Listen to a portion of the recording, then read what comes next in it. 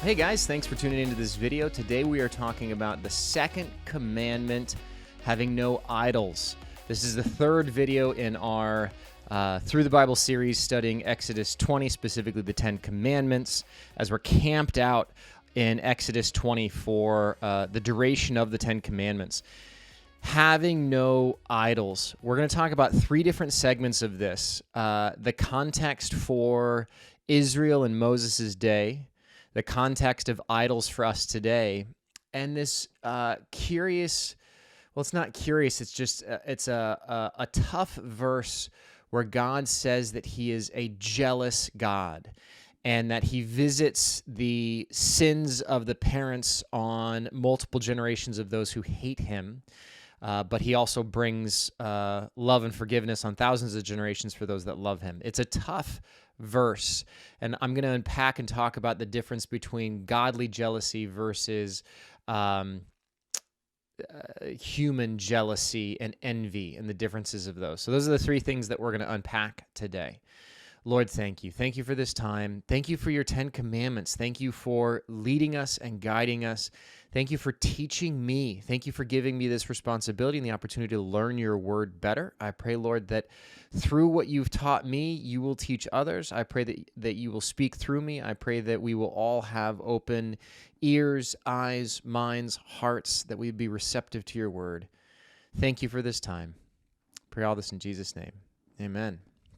Okay, let's open this up. We are in Exodus 20, and we are on verses 4 through 6. Exodus 20, verses 4 through 6.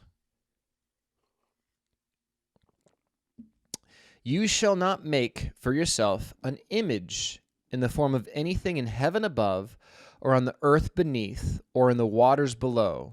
You shall not bow down to them or worship them, for I, the Lord your God, am a jealous God, punishing the children for the sin of the parents to the third and fourth generation of those who hate me, but showing love to 1,000 generations of those who love me and keep my commandments. You know, it's interesting, the word idol isn't even in here.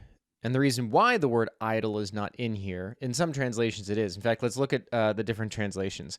The NIV has an image. If you have a King James Version, it says a graven image or any likeness. The RSV and ESV have a carved image or any likeness. The CSB, NASB, and Amplified Bible do use the word idol. So let's pull up in Blue Letter Bible .org. I did a search for idol and then clicked on the dictionary tab and clicked on the first one, which is Easton's Bible Dictionary. And this is fascinating. There is actually no direct translation of the word idol to a single Hebrew word that means idol. There are 18 entries in Easton's Bible Dictionary. All of these can be translated as idol. Idol can be translated as these different Hebrew words.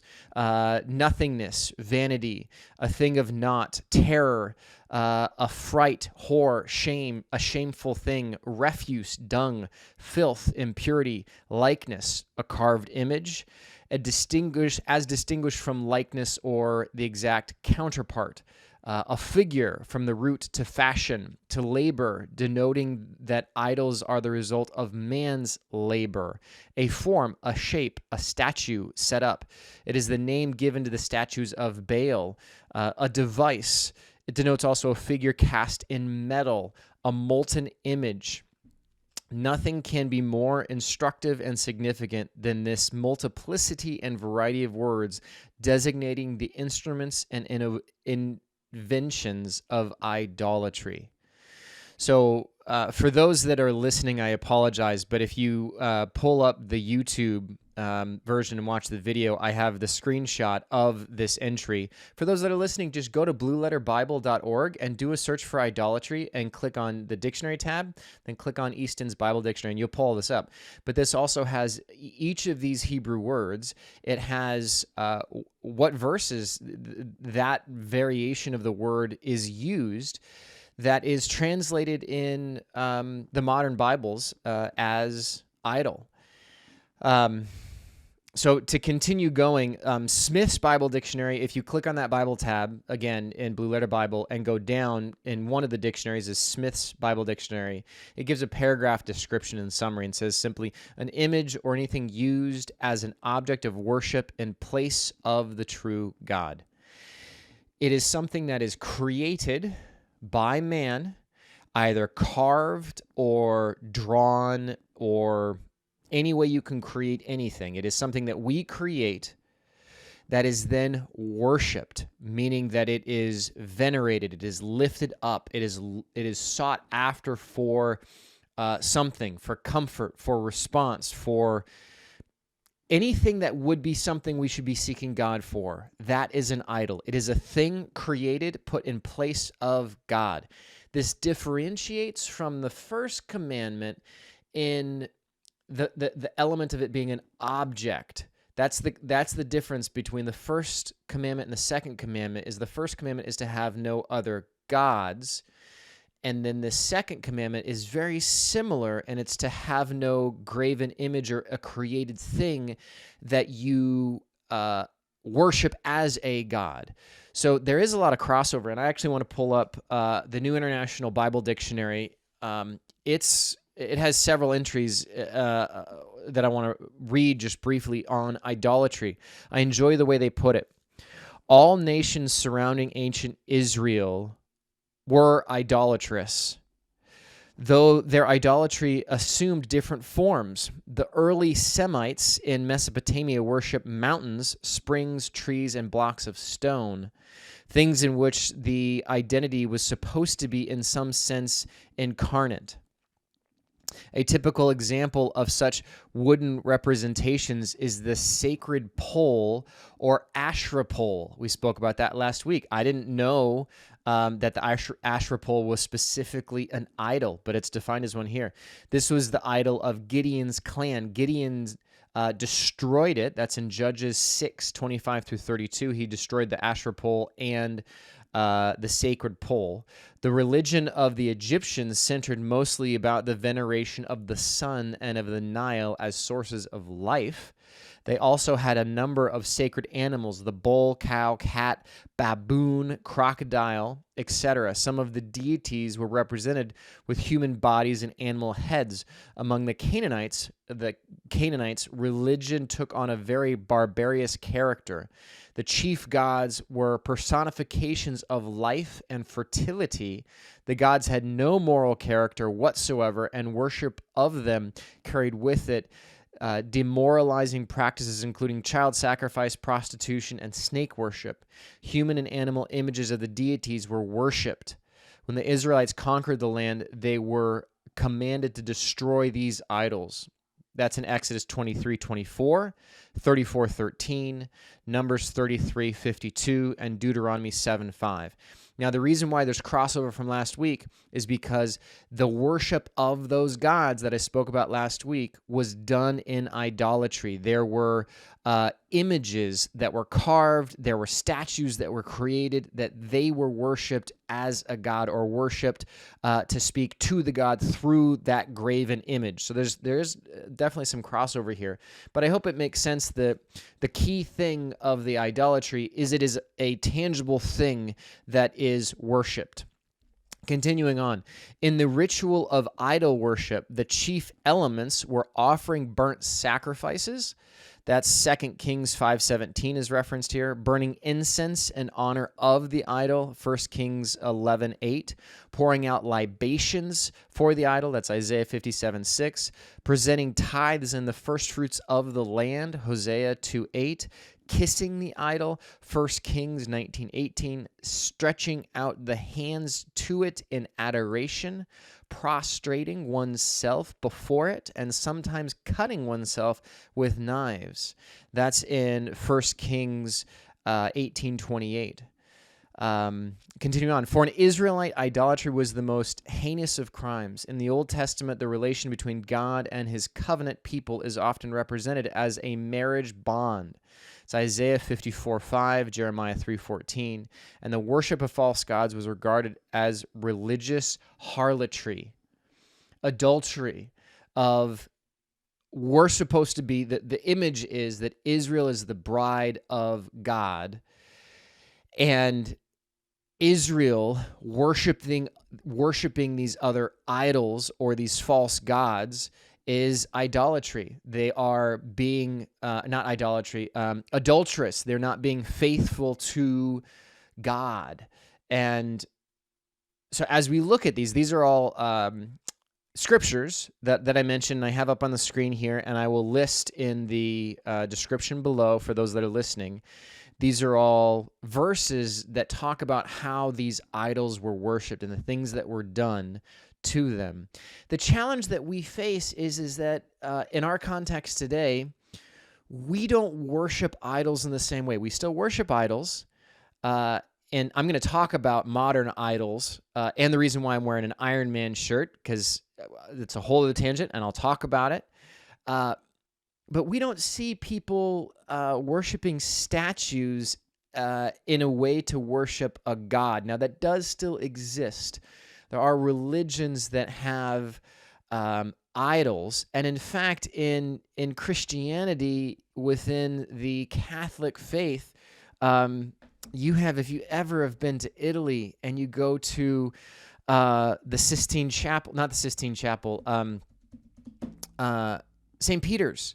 You go to the Vatican, you go to the cathedral that's there. It is amazing and it's huge, but there's a statue there that's done by, I believe it's Michelangelo, that is Mary holding her son Jesus after he has been crucified, holding the body. And it's a beautiful statue. It's beautifully done.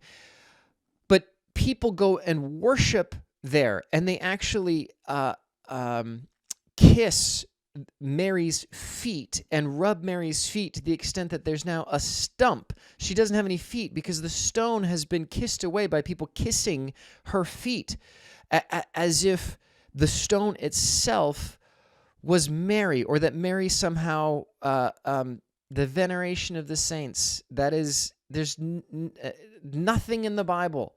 There's no place in the Bible where it says that we are supposed to lift up people or things. In fact, the Bible is very clear that it is God alone. You see instances of Paul being worshipped. You see instances of Peter and Silas that are people try to worship them, and they're like, no, do not worship me. I am just like you. Even in Revelation, John is receiving the revelation from an angel. He's seeing all these amazing things, and he drops down to worship the angel, an angel. And the angel says, "What are you doing? Do not worship me. Worship God alone. He is the only one that was worthy of worship." So this idea that that bringing prayers to a specific saint and worshiping Mary, what saved Mary is the same thing that saved you. Jesus, her son, dying on the cross. Mary was just as sinful as you or I, and the same thing as Paul. Paul himself said, "I am the chiefest of sinners." Now, Mary is an amazing person to study, and her faith to trust God and to be the mother of the Messiah, the earthly mother of the Messiah. Amazing. I'm not belittling Mary, but the fact to lift her up. And when you walk through, especially in Italy, when you walk through these old churches, you see the worship of the saints. You see the worship of people that were not meant to be lifted up and worshiped. Wow, I went on a tangent. So I already read from the New International.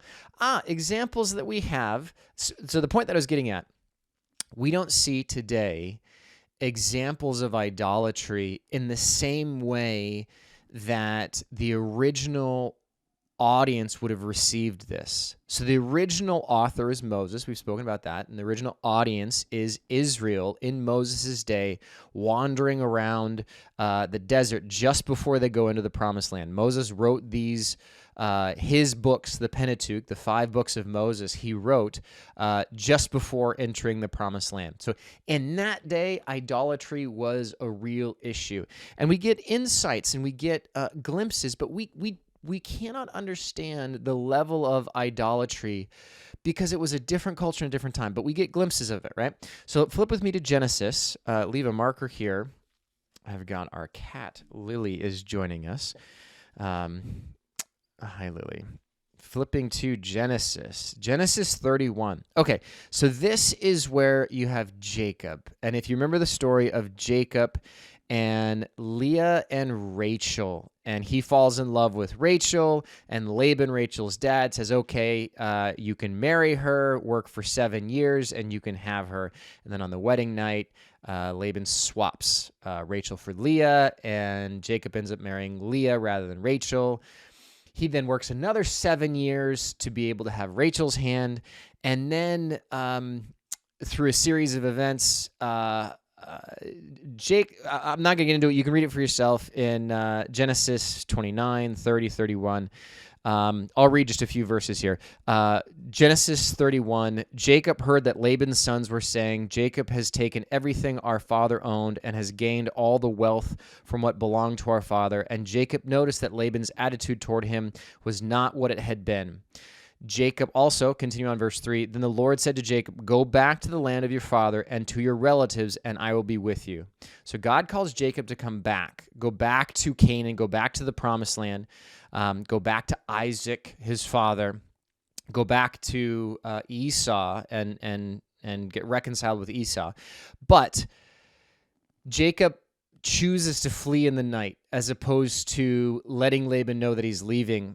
Skipping down to verse 17, then Jacob put his children and his wives on camels, and he drove all his livestock ahead of him, along with all the goods he had accumulated in Padan Aram, to go to his father Isaac in the land of Canaan.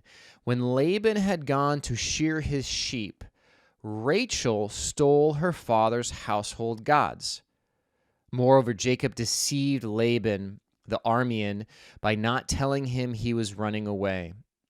So let's skip ahead. But the important thing here that you catch just real quick is verse 19. Rachel stole her father's household gods. It's just said in passing.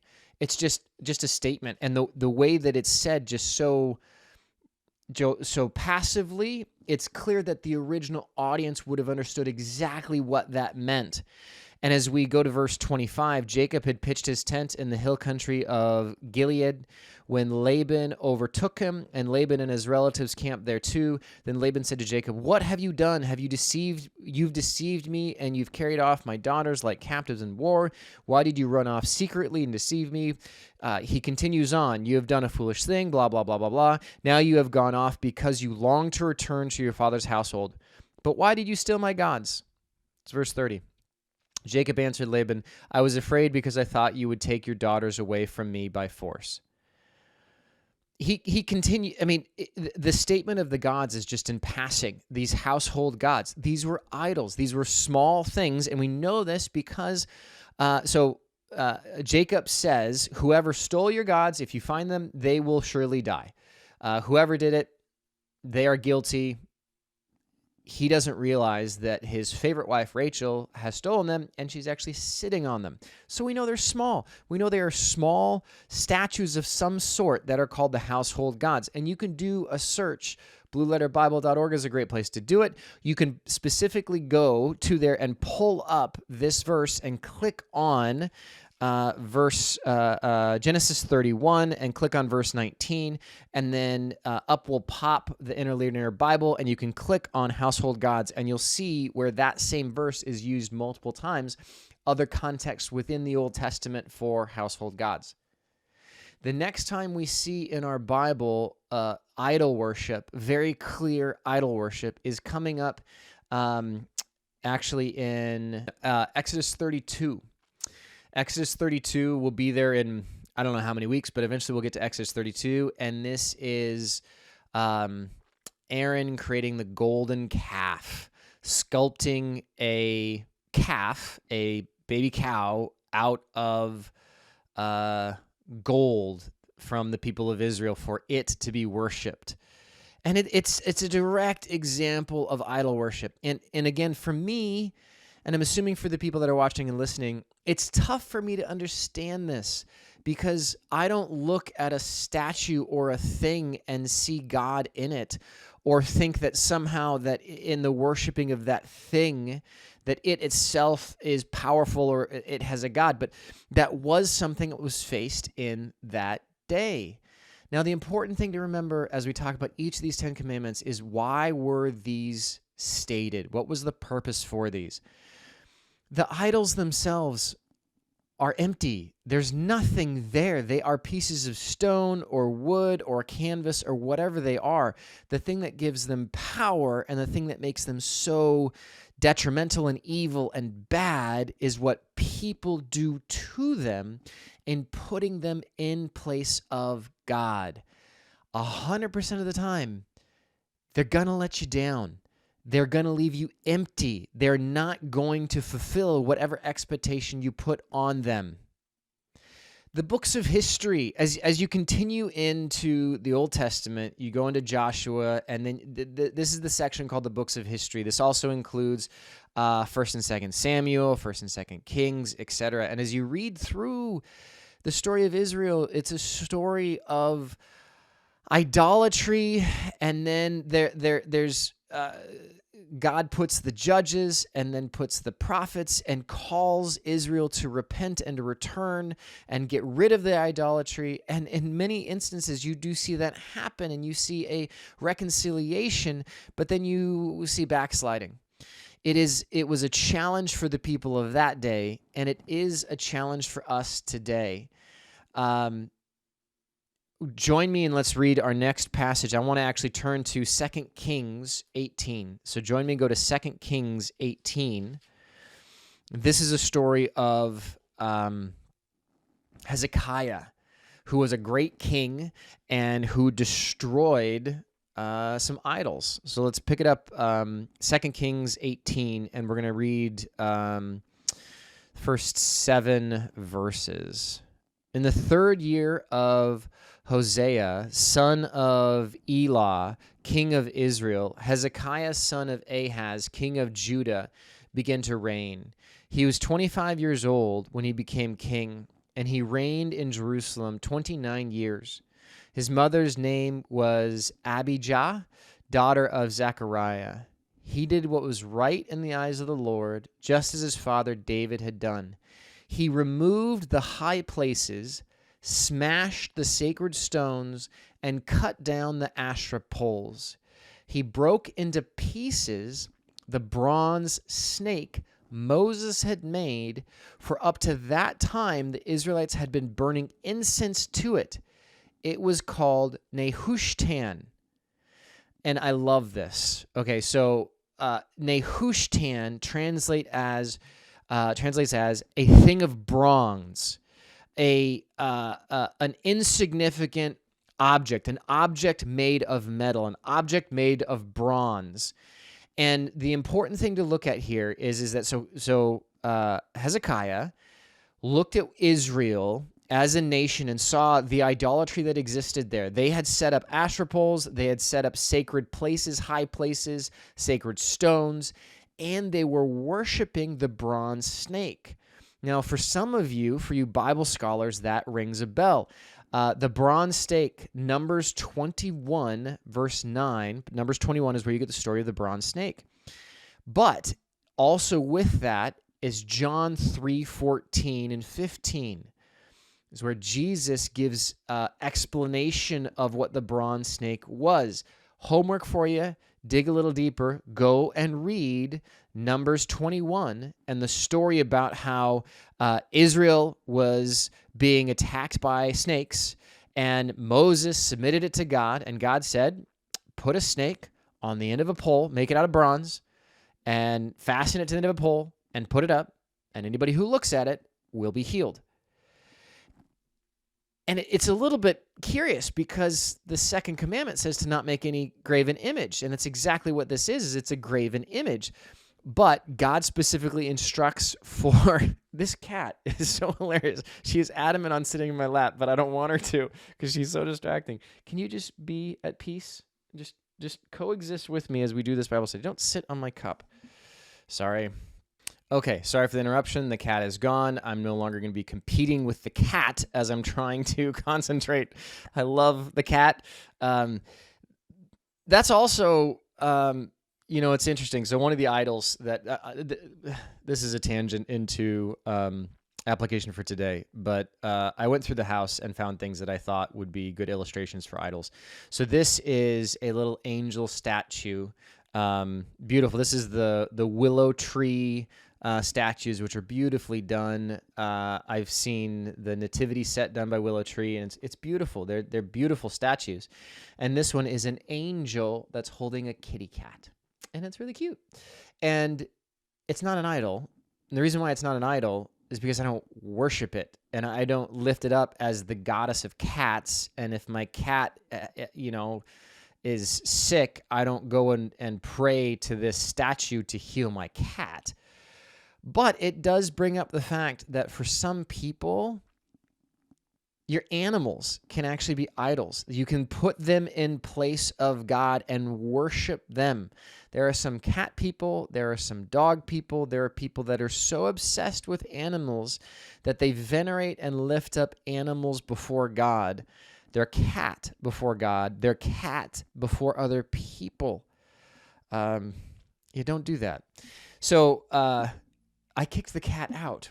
That's my thought on the cat right now. It's the joys of doing these Bible studies at home. Nehushtan, a trifle thing of brass. So the story that you can go and read in Numbers 21, it's a picture of Christ. And we know that because Jesus himself says, in the same way that the bronze snake had to be lifted up in the desert, so the Son of Man will be lifted up.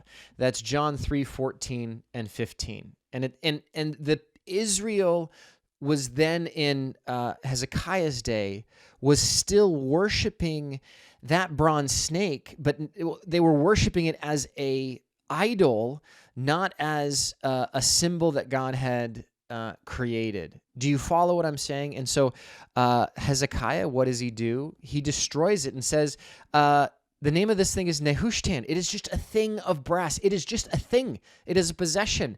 And that's why the title for this video, I've included the word Nehushtan, because I believe that for application, and I'm jumping around here, but application for us today, anything that you build or create that you have around you is just a thing. It's just a possession. It is just Nehushtan. It's just a thing that's created, and you should be able to just let that thing go. Let that thing burn up in a fire, because your value, your God is not in that, and satisfaction and value are not in those things. Our possessions are not replacements of God. They hold nothing. They are just Nehushtan. They're just things. They're just possessions. Let's read Colossians 3:1-5. Oh, I didn't mark this one. Give me a second as I go through. Acts, Romans, Corinthians, Galatians, Ephesians, Philippians, Colossians. There we go.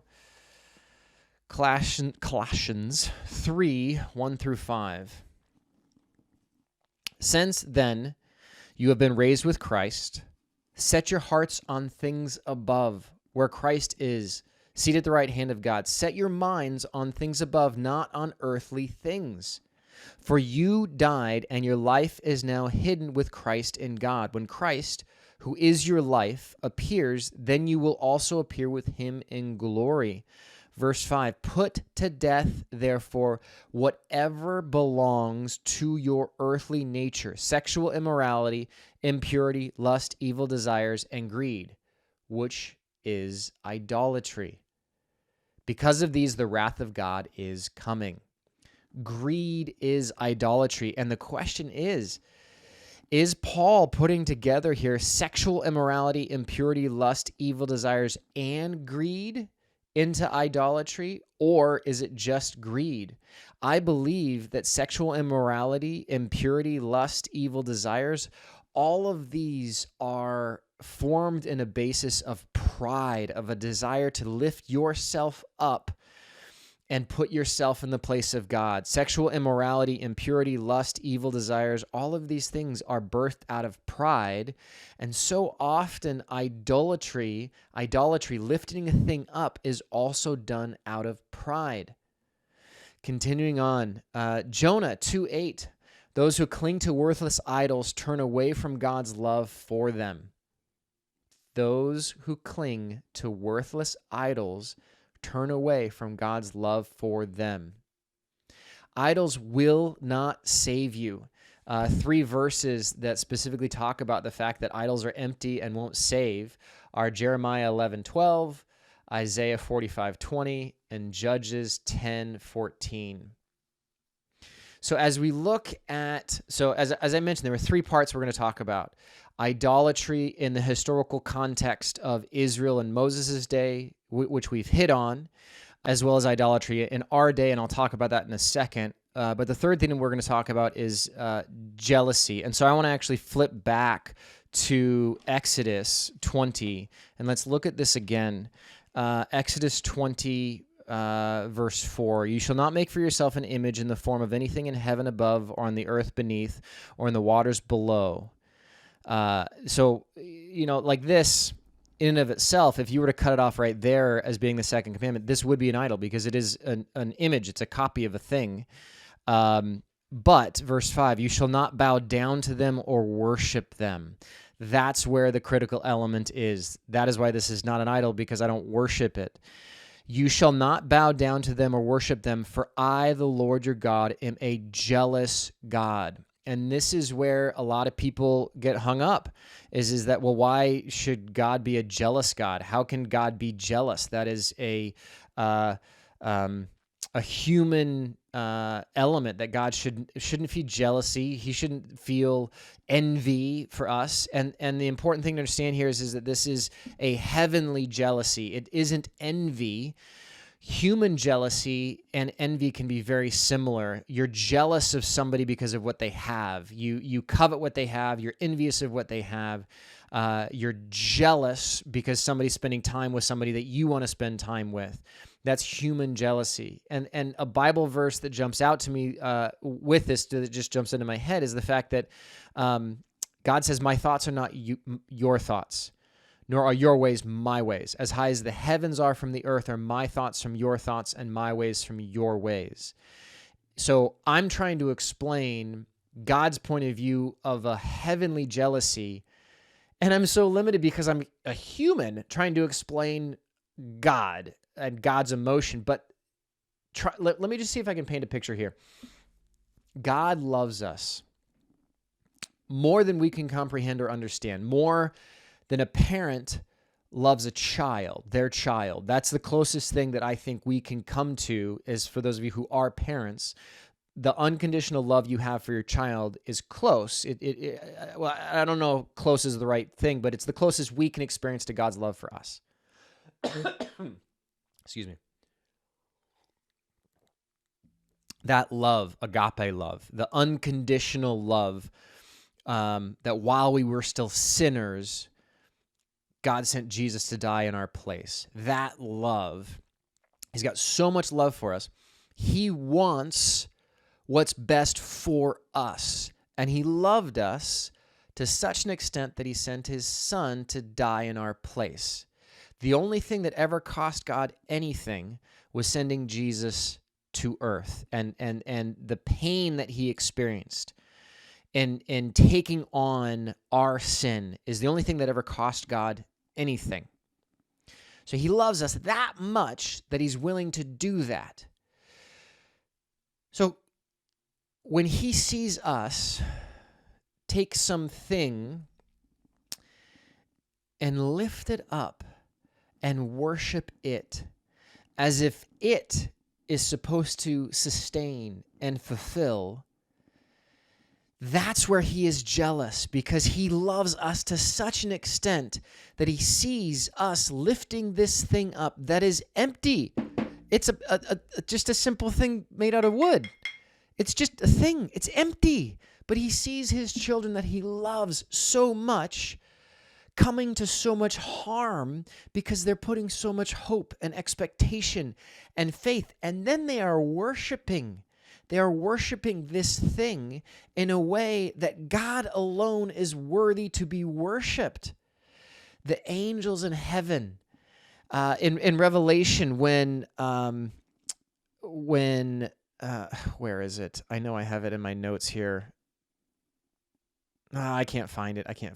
The angels in heaven, when they worship God, holy, holy, holy, the Lord God Almighty, only he is worthy to be worshiped because he created all things. I'll put the Bible verse up so that you can go and find it yourself and read it. God alone is worthy of our worship because he created everything. Everything that has been made was made with him. This is 1 John, or the beginning of John chapter 1. Nothing was made without him. Everything that has been made was made with him. God has given us everything. Everything that you have, the air that you are breathing is given by God. He alone is worthy of worship. So when he looks at us, his children that he absolutely loves to the extent that he would die for us, and he sees us lifting up these things that are empty, that are going to leave us empty, he's jealous for us because he wants us to realize that they're empty and they're not going to sustain us. Satan wants us to worship empty idols because he knows that what's going to happen is it's a cyclical, endless circle of idolatry worship. And we'll talk about that when we're talking about, well, yeah, let's just transition to it. I'm sorry, guys. I'm going a little bit off the cuff here. I've got my notes.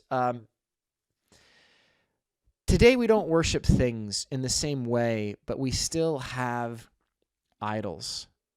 One example of an idol. I'm holding up my phone for those people that are listening. Oh my gosh. The phone itself, smartphone that is an idol that can be completely worshipped. But the thing that is being worshipped is actually entertainment.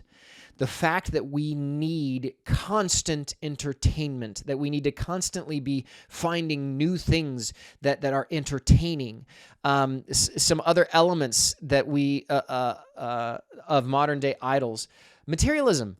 Stuff, money. Jesus specifically says that you cannot worship both God and money. You'll love one or hate the other. You can't worship both. You cannot. And materialism, stuff, people lift up possession. He who dies with the most stuff still dies, and their stuff is pointless. Nehushtan, it is nothing. It is worthless. Power and position, work, our jobs. Some people lift up their position at work to such an extent that it is an idol to them.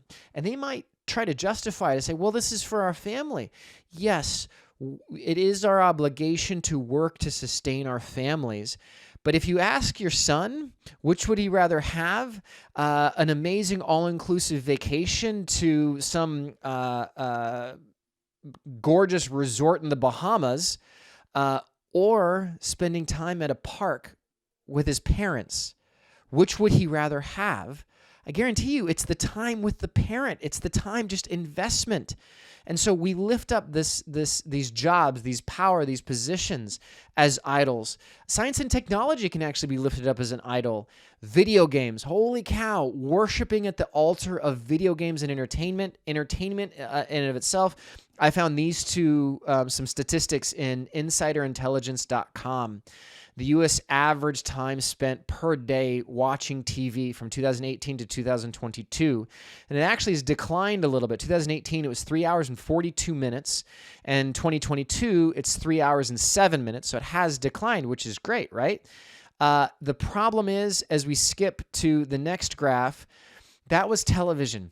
Digital video is increasing drastically. And so while time watching television might be decreasing, time watching digital video, which is your Netflix, Amazon, Disney Plus, YouTube, anything that's online or downloaded on your phone, that's all digital video. And an interesting element that I found in this article source from Insider Intelligence is that they expected in 2020 with the pandemic that there'd be a drastic increase in viewership. And there is an increase in amount of time, but what they found is actually a lot of people stopped watching television and went outside. Well, we don't know that they went outside, but the viewership of the total number of people watching television declined, but those people who were watching TV watched a lot more television. So while there were fewer people watching, those people who were television entertainment idol worshipers doubled down and watched even more television. Other idols, alcohol. Alcohol can very much be an idol. It's something that you worship. Can the only way that you have fun be if you have a drink in your hand? Food. Some people are obsessed with food. It's a comfort for them. Pornography. Pornography is without question an idol. Pornography websites, I found the statistics. Porn websites in 2023 got more traffic as a whole. If you lump all pornography websites together, they got more traffic on the internet than Netflix, Amazon, and Twitter combined. And in 2023, the pornography industry brought in $100 billion in revenue. $100 billion in revenue. For comparison, in 2022, Netflix brought in $31 billion. Netflix brought in $31 billion. The pornography industry brought in $100 billion. Without a question, putting pornography, porn websites, sex, all of that can be lifted up as an idol. It is something that is put in the place of God. Nehushtan. So I hope that makes sense. The reason why God has such harsh words for idolatry is because Jesus died in our place so that we could be freed from sin. So we could be freed from the chains of sin. And when God looks at us and sees us worshiping idols, two more idols that I have that I forgot. This is on my bookshelf. This is a lion that has a great story to it that I got when I was in Malawi, Africa, the first time. Now, if when I hear of troubles in Malawi, I was to pray to the Malawi lion to watch over the people in Malawi, it'd be an idol. Another thing that I had in the house was this nutcracker. Santa Claus.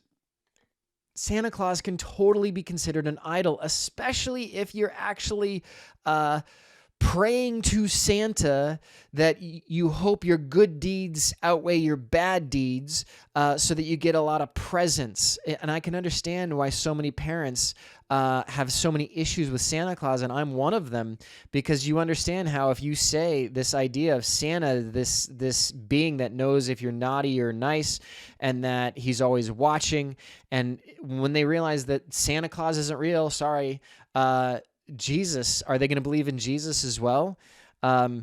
So as I wrap up here, God alone deserves our worship. And anything that we put and lift up on a pedestal and sweat for it and burn for it and lose things for it or spend money on it, that is a Nehushtan. It is a thing. It is a thing that is created. We're taking away from the worship that we should be giving to God. And I get it. I understand. I didn't before, but doing this study, I really understand the jealousy aspect. The 10 Commandments are designed to protect us. They're good instructions from the manufacturer to the consumer. This is our handbook, the basic instructions before leaving earth. And God says, don't mess around with idols. Don't put things in place of me. and don't worship things that I alone am worthy of that worship. So that's my wrap up on this video on idol worship. If you have something in your life that you put a very high place on, what would happen if you let that go? A side story. I don't know why I'm sharing this, but it just popped up. Anakin Skywalker, also known as Darth Vader. Pop culture quiz, how did Anakin Skywalker become Darth Vader? It's actually fear of losing the love of his life, Padme. Padme and Anakin had a fling. They did from episode 1. You can see it. They got this fling going on. And then Anakin starts to have all these dreams of Padme dying in childbirth with their firstborn child, and who turns out to be Princess Leia and Luke, by the way. But at any rate, he's so afraid of losing Padme because of these dreams that he's having. He goes to Yoda, the Jedi Master, and explains these dreams and he fears. And he asks, Master, what must I do? And Yoda says, train yourself to let go of anything you are afraid to lose. Anakin then also goes to get advice from his friend, the Governor Palpatine, who happens to also be the Emperor and Lord Sidious, a Sith Lord. And Palpatine says that only by the use of the dark side of the Force can you cheat death. And thus, Anakin Skywalker gets caught into the trap of the dark side because he wants to cheat death. And he lifted up Padme as an idol, and he was unwilling to lose her. And I can't believe that I shared that story. But Yoda, there's some good wisdom from Yoda there. Learn to let go of anything you're afraid to lose. If money is an idol for you, learn to let go of money and replace it with God. If alcohol, stop drinking. If pornography, a great website is covenanteyes.com. Go check that out. It's a great resource. Whatever it is that you're putting in the place of God, leave that spot for God. Lord, thank you. Thank you that you do love us as much as you do and that you are jealous for us. Help us to understand what that means. Lord, I pray that you will show any of us that the things that we have in our lives that we lift up as idols, because I know we all do. Lord, please, I pray that you will show us what those things are and that you will help us to be able to devalue those things and make sure that you are always valued above those things, and that we would not look to human possessions or created things, Nehushtan, for fulfillment, but that we would look to you alone, the bread of life, who provides living waters.